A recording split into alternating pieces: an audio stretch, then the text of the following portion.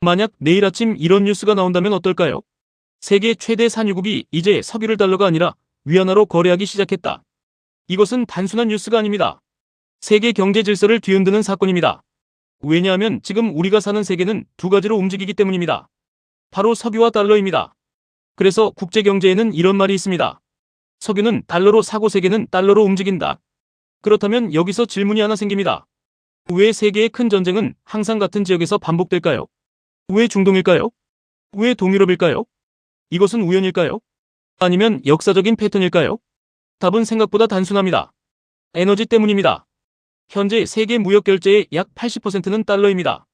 세계 외환 보유액의 약 59% 역시 달러입니다. 그리고 석유 거래 역시 대부분 달러로 이루어집니다. 즉, 세계 경제의 중심에는 항상 에너지와 통화가 함께 있습니다. 하지만 이 시스템은 처음부터 존재했던 것이 아닙니다. 이 이야기는 1970년대로 거슬러 올라갑니다. 1971년 미국 대통령 리처드 닉슨은 달러와 금의 연결을 끊습니다. 근본 위제가 끝난 것입니다. 세계 금융 시스템은 크게 흔들립니다. 달러의 가치는 무엇으로 보장해야 할까요? 미국은 새로운 해답이 필요했습니다. 그리고 그 답은 의외의 곳에 있었습니다. 바로 석유였습니다. 미국은 사우디아라비아와 협상을 시작합니다. 그리고 1974년 세계 경제의 방향을 바꾸는 합의가 이루어집니다. 사우디는 석유를 달러로만 판매합니다. 대신 미국은 사우디 왕실의 안보를 보장합니다.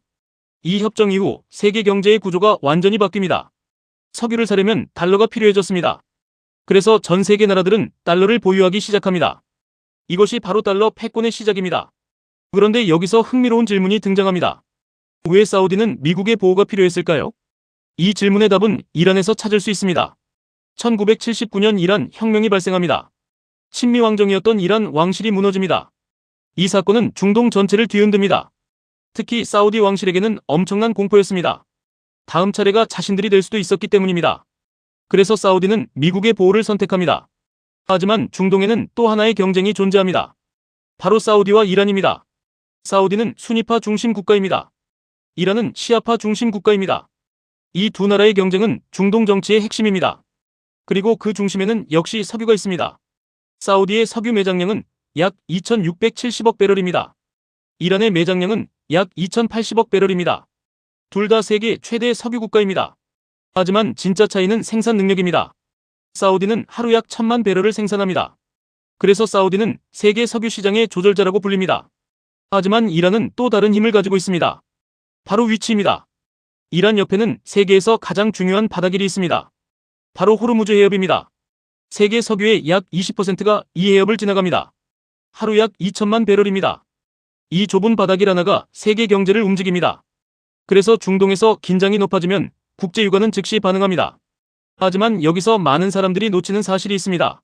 세계는 석유 때문에 싸우는 것처럼 보입니다. 하지만 실제로는 돈의 시스템 때문에 움직입니다. 여기서 한 역사학자의 말이 떠오릅니다.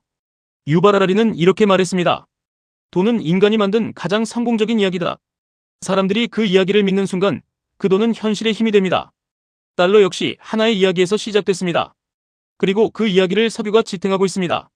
그런데 최근 이 이야기에 작은 균열이 생기고 있습니다. 바로 탈달러 움직임입니다. 러시아는 제재 이후 달러 의존도를 빠르게 줄이고 있습니다. 중국 역시 달러 중심 금융 시스템을 줄이려 하고 있습니다. 특히 중동에서 중요한 변화가 나타나고 있습니다. 중국이 중동 국가들과 위안화로 석유 거래를 시도하고 있기 때문입니다. 만약 석유 거래의 일부라도 위안화로 이루어진다면 세계 금융 질서는 큰 변화를 맞게 됩니다. 그래서 일부 경제학자들은 이렇게 말합니다. 21세기의 전쟁은 영토 전쟁이 아니라 통화 전쟁이 될 것이라고 말입니다. 그리고 그 중심에는 달러와 위안화가 있습니다. 그렇다면 마지막 질문이 남습니다. 달러 패권은 앞으로도 계속 유지될까요? 아니면 새로운 세계 통화 질서가 등장할까요? 그리고 그 변화는 다음 세계 갈등과 어떤 관계가 있을까요? 여러분은 어떻게 생각하십니까? 석유가 달러가 아니라 다른 통화로 거래되는 날이 정말 올 것 같습니까? 여러분의 생각을 댓글로 남겨주세요. 세계 경제와 돈의 흐름을 함께 보고 싶다면 이슈 한 컷 구독해두시면 다음 이야기에서 이어집니다. 다음 영상에서는 달러 패권이 실제로 흔들릴 경우 세계 경제에 어떤 일이 벌어지는지 더 깊게 이야기해보겠습니다.